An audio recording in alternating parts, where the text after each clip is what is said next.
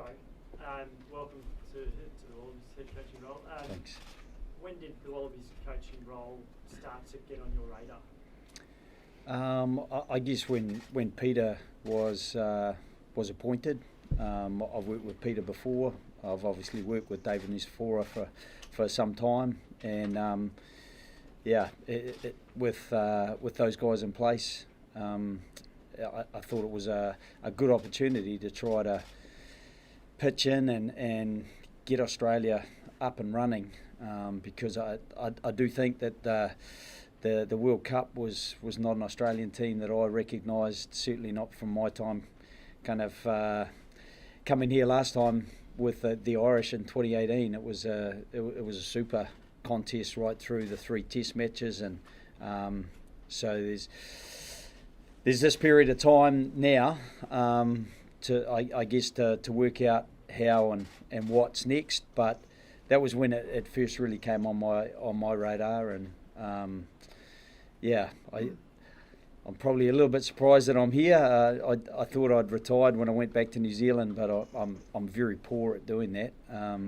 Obviously, being involved with the Blues and the All Blacks since then, and I'm pretty excited. This is a really unique challenge, I think. There's been lots of coaches that have struggled, failed perhaps in this role, including New Zealanders. Why do you think you'll be able to succeed where others haven't? Well, I can't say that I'll succeed or otherwise at the moment. I'm just getting my feet under the desk and trying to get a better measure of who's out there and what capability they have. I've certainly observed a lot with Australian players, obviously preparing to play against them, but getting to know the people behind the player. And if we can get the right people and they can perform on the field, I do think we can build things, because the flagship, if we can get the flagship going, I think we can start to get the players' aspirations where they need to be, and I think with Pete trying to build a little bit more alignment and through that high performance system and the pathways strengthen. But I do think it's also a little bit of it's a rebuild that will take a little bit of time, and I'm probably a pragmatist. I can't promise anything other than I'll be working really hard to try to make it as successful as it can be, and trying to get some early wins on the board, and those wins may be just that we perform better, even if we don't quite get the outcomes we're looking for. But I'm also a realistic coach. You're judged on your outcomes, and you live or die by them. So we'll be working toward those as well. Joe, was it your preference for a longer deal? No,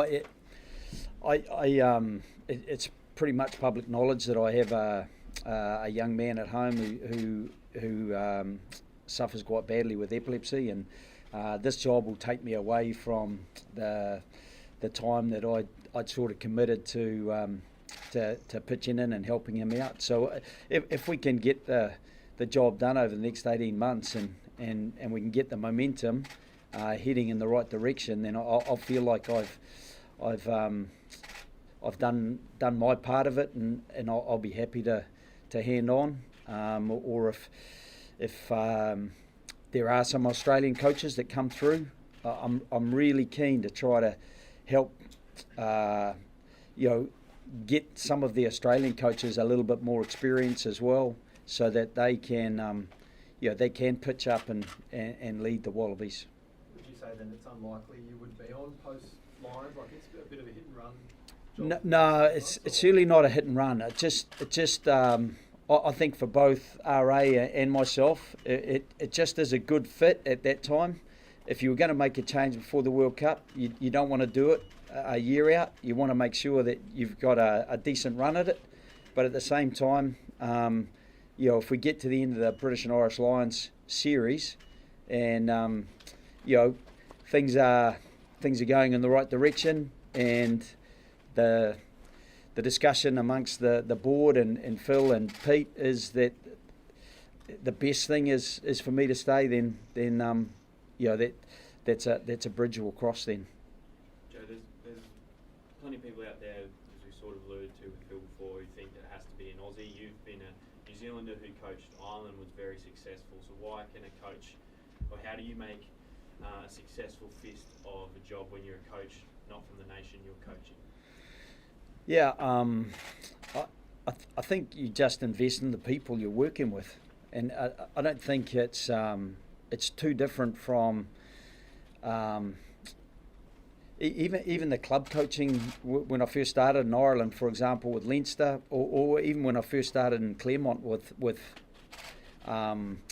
Claremont. I didn't speak any French, and people would say my accent is still really bad, but I speak it now, and so I invested in their culture and their language and tried to assimilate myself, but also to bring a real effort and endeavour to help them become better players and try to become the best version of themselves. So I think that formula still applies in a national side.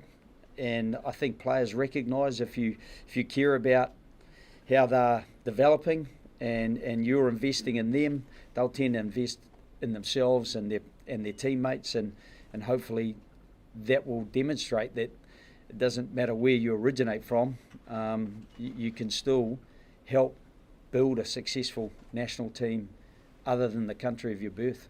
Joe, you said yourself that you looked at that Australian team for the World Cup and it wasn't an Australian team that you recognised. Kind of two schools of thought on how those young blokes will come out of that experience. Either they'll be scarred for life, or they'll have learnt from that experience and they'll be better. What's your view on that? Do you see the nucleus of a side that can go forward, or do you think you need to start all over again? I'd like to think that they'll emerge with an experience that they're desperate not to repeat, so they'll work hard toward getting the cohesion amongst themselves. I think that's a really important thing, to build a bit of continuity and selection and performance, consistency and performance. The only thing I'd probably ask is sometimes you've got to be a little bit patient with that. We're going to have some players who will have been put on the back foot by that, and if we can grow through the couple of Welsh games and the Georgia game, and then I just know how tough the rugby championship is. I've worked my way through the last couple and they've been really competitive. So I think what we've got in front of us is going to be really challenging, and I'm excited about trying to help those, especially those young guys that you mentioned, try to help them build their confidence and the repeatability of really positive performances. Joe, what's sort of people you talked to before taking on the role, and will you or have you spoken to Dave Rennie, Eddie Jones, those guys about the landscape yet? Yeah, I haven't really chatted to Eddie. I chatted to Dave, and I chatted to a lot of the coaches who've been involved in recent times, the assistant coaches, and it's obviously the consistent message is there's lots of work to do, and I'm not afraid of trying to do the work, and so I'm a realist, but I also know that I've seen these players play, but I don't know who they are, and I reckon getting to know who they are is as important as how they play. So that's part of the investment over the next 3, 4, 5 months, and also probably getting some people alongside me who are really invested in a similar way to try to bring the best out of these players. It seems pretty clear that for the Wallabies to be successful, Super Rugby teams need to be going better. So how hands-on will you be across the clubs? Yeah, I think that's where I'd love to start. I'd love to get in and Les Kiss, I coached with Kissy for a couple of years, so he's up with the Reds, to get up and see him. Darren here, Chrono, those guys, Bernie obviously was, Stephen Larkin was coaching in Munster for a while. So, it's a circuit that I've kind of lived on for 20 years. So you get to know a fair few people, and it'll be really good to get in and reconnect with some and connect with others and try to work out how they're going and what's really important to them and how they're building their team, so that we can try to collaborate and build some of that into how we put the Wallabies together. Sorry, Joe, why have you taken on the role? Because you said you've obviously got your family stuff going on, and you said you didn't think you'd necessarily coaching a head coaching role. Wallabies are ninth at the moment in the rankings. There's a fair bit, maybe a reason why someone like your CV would go, hang on, this is a scary task. So why? Yeah, I'm desperate for the Wallabies to be competitive, and if I can help, I'm here. That's why I'm here. And so, and I think the global rugby family is desperate for the Wallabies to be where they need to be. British and Irish Lions, they want to have a fantastic series. So we want to build toward that and give them exactly what they want, and not make anything easy for them. And 2 years after that, you've got a home World Cup, and I'm desperate that the Wallabies are really competitive in that World Cup, and we don't, we get through to those really competitive playoff rounds. Peter, you arguably have a bigger job to do than Joe, but as soon as you were sort of announced or murmurs grew that you might be having that role, Joe's name became stronger and stronger in connection to the Wallabies. Why is his appointment, or how big of a piece of the puzzle is Joe's appointment in the bigger scheme of what your job will entail and how big your task is? Well, Joe's the first appointment for us, for myself really. I've known Joe for a little while. We've worked together. Joe's got an international career that's well decorated, well documented, highly successful. But the other thing that you probably won't get to know yet, and you will get to know, is Joe's a very, very caring individual. It's a great human that actually really endears himself into a team and brings players forward. He cares about his staff, but he not only just that, he actually cares about what he does. And I think those two pieces, not only being a great coach, but also someone that's actually going to bring us together and bring us together on a journey, is really, really important, not only to create a team, but more broadly in terms of us creating an organisation that we're no longer about me, but we're about we. And we're going to be better as a group and build trust, not only within Rugby Australia, but more broadly in the rugby ecosystem.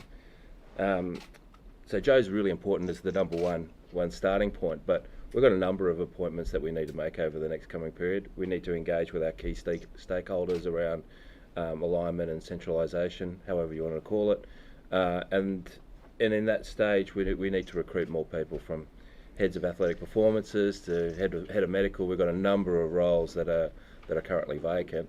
So I think Joe's the first starting point on a journey of creating a really world-class team within Rugby Australia going forward. You mentioned that buzzword there, centralisation. Yeah. It's been on the tip of everyone's tongue in this game for years now. Yeah. And with Joe's appointment and yourself and David Newsom for in a consulting role later in the year, everyone thinks we're just going to copy Ireland, but how realistic is the comparison to what's been done in Ireland to what can be done? Yeah, no, good question. Look, Australia's unique. I think I said in the last presser that we did when I first started, is that we have a federated structure. We're slightly different in that the way that we are governed as an organisation. But the critical thing is that we're not looking to cut and paste within an Irish or a New Zealand model or anywhere else. But there are pieces of the puzzle that actually exist within those structures. But we need to actually apply it to the context of Australia. And in doing so, when we edit or create, we need to create an aligned structure that works for us, with the right people, as Phil said before, in the right roles, that actually we all share in, whether it's the success. So whether Queensland is doing X, we're actually contributing together in Y, and if we are successful, we share in the success. And when we don't, then we review hard, we work hard together, and we find a solution that's going to be the way forward. And that should go across the whole ecosystem of the rugby, from the West Coast with the Force right down to the south, the Rebels, that we all work in collaboration and that we work in an aligned way. I hope that answers your question. Cool. Joe, what's your view on trying to grow the game in Australia? A very different landscape to other countries you've coached in as well. The bloke before you was very keen to get out of the media and sell the dream. Will you be doing that, and do you understand the landscape, or is it more just about the footy? Yeah, I'm not great at selling dreams. So dreams are not tangible. I'm a pragmatic sort of individual, probably characterised as boring. So I don't have the probably the charisma that Eddie has, but I'm really keen to get into clubs, and with the Irish model, you know, Ireland, you're competing with soccer, but the biggest games in Ireland are Gaelic football and hurling. They have by far the most players. Rugby's only the fourth sport, so there are a few similarities in trying to grow the interest in the game. And one of the best ways to grow the interest is win games. People love to get along when they believe their team are going to be really competitive. And so I'll probably be a little bit narrow focused on trying to get to know the people, get to help them perform at their best, combine it at the best that we can as a team, because again, I just think the flagship will drive some of that interest, and that interest will get kids aspiring to be part of what they see. And that can take a while, but it certainly happened in Ireland, in a very competitive place for players, and I think it is even more competitive here. It's tougher, but I still think there's a chance that we can attract enough positive attention that people will be positive about being involved in the game, supporting the game, and hopefully, back in a team that's really competitive. And just given your family situation, the length of the deal, is it your intention to move to Sydney? I know you've been on the road a lot in Super Rugby and Test season. Yeah, once you're in camp, you're not home anyway. So in the near future, I won't be, but certainly if it looks like I'm going to go longer, it would be my intention to be where I'm based, and if that's here or somewhere near here in Australia, then I have a son in Melbourne. Not that that's kind of the rugby base at the moment, but it's nice to have a bit of family over this side of the Tasman already. Have you got an idea of assistance? I know that Phil kind of in the past spoken about an Aussie flavour. Is that something that you're going to be bringing, or do you want to bring some guys that you already know and perhaps foreigners as well? I think I'd most like to leave it just as an Aussie flavour at the moment. I'm very keen that it's predominantly Australian, but if we don't feel that someone's quite ready in a particular role, then it may include someone from outside of Australia. But that's one of the things about getting into the Super Rugby franchises and trying to ascertain who A might be interested and B might be keen. One of the things that we did in Ireland is guys like Felix Jones and Ron O'Gara. We took those guys away on tour with us for a week at a time when we were on tour, so that they got the experience and also contributed to the coaching group at that time. So there may be opportunity, if there aren't guys immediately involved, that we start to feed them in through that experience they can get of being hands-on and right at the coalface of that match week preparation. And New Zealand currently doesn't allow players to be selected from overseas. What's your position on the overseas eligibility policy? Well, yeah, there was nothing really stopping overseas selections in Ireland, but I know because they're so close to Europe, that would have been really detrimental to the Irish domestic competition, because it's a very competitive market in Europe. So we didn't select anyone who wasn't contracted in Ireland, and that worked really well for Ireland. So it's another one of those questions where I just want to find out a little bit more of what that looks like first.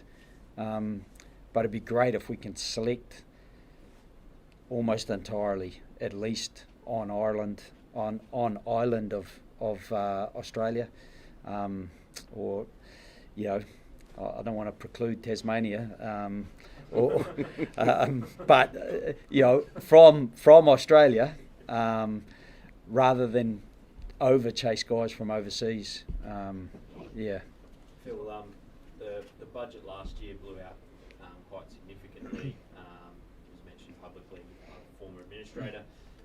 Will there be stricter restrictions on Joe and his team on what they can spend this time around? Yeah, look, I just think that's 101, running a disciplined business, and I'm very passionate about discipline on the field. We can't expect discipline on the field if you don't have discipline off the field, and we'll have the appropriate investment envelope for the Wallaby environment, which Pete will be responsible for. We've already had conversations around what management teams may look like, and what the budget will be around that. But we'll be really, really disciplined around actually how we spend money. It's no secret that we've taken on a debt facility, and we understand the pressures of our member unions and Super Rugby clubs, and the pressure that we have in the community. So how we spend every dollar is really important. Joe, the misty-eyed romantics all sort of long for the day of the great Wallabies running rugby, which was so successful. Is that a dead notion, that running rugby, or there's an Australian way? Do you have a view on what is the Australian way? I don't particularly have a view until I get to know probably what the super clubs are doing a little bit more, and what they used to doing. Because I think if you try to metamorphosize a way of playing when you get a prep week and a match week before your first test match, I just don't think you can do it.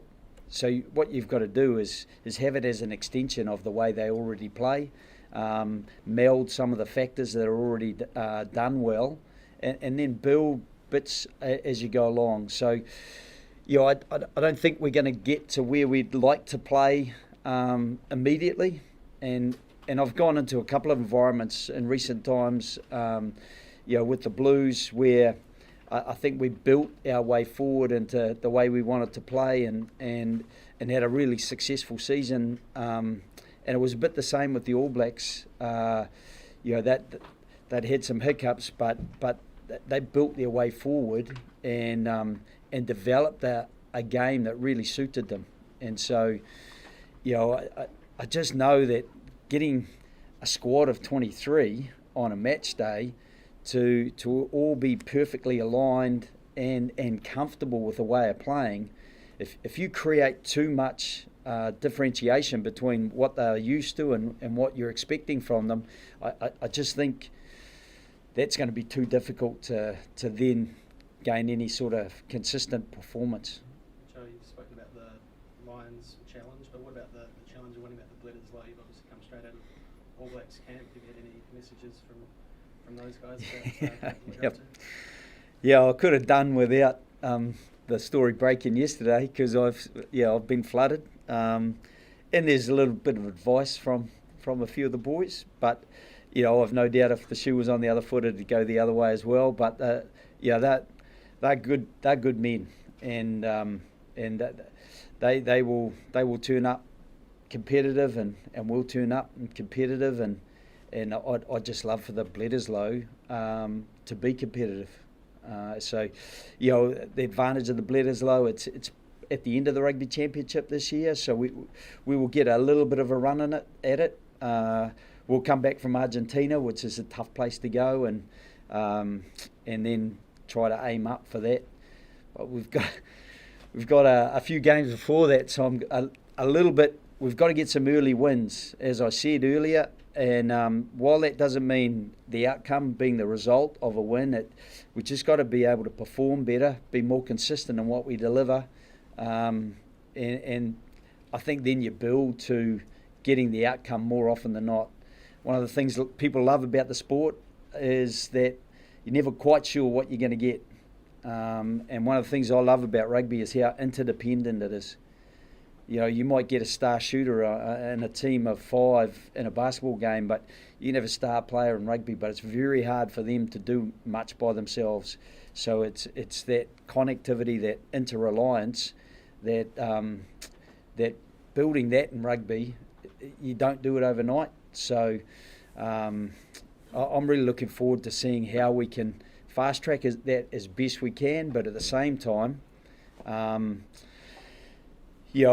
be realistic about where we are currently and where we were at the end of last year, and create a base that's as solid as we can make it to build from. Last couple, guys. I feel there were some disappointed Aussie coaches who were in the mix for this, including a former teammate of yours. What's been the feedback to them, and be disillusioned that it didn't go to an Aussie? No, I don't think so. I think they'll look at the credentials that Joe brings and be excited that Joe's going to be leading the national team. So I think it's more around excitement, and I know from our conversations that that connection with the Australian coaches and bringing Australian coaches through the system is really important. So I think from all the feedback I've already had, it's all been very, very positive and exciting. The fact that we've got someone so experienced and with such a great track record joining the Australian rugby system. Sorry, Brett. Sorry, Tom. No, fair enough. Reports last night were that the more experienced Wallabies team were given a heads up about the appointment. Generally positive response from those players? Yeah, I'll take that one. So I think that, and we can talk to over pretty quickly around the review of the 2023 season, and certainly building trust with the playing group is really important. But for absolute clarity, we didn't disclose who the successful candidate was. We just talked to the Wallaby players around the process that we've run, and ensuring that we've got absolute transparency and clarity for them as to how we ran the process and how we're going to get to a decision. So that was speculation that we'd actually disclosed the name.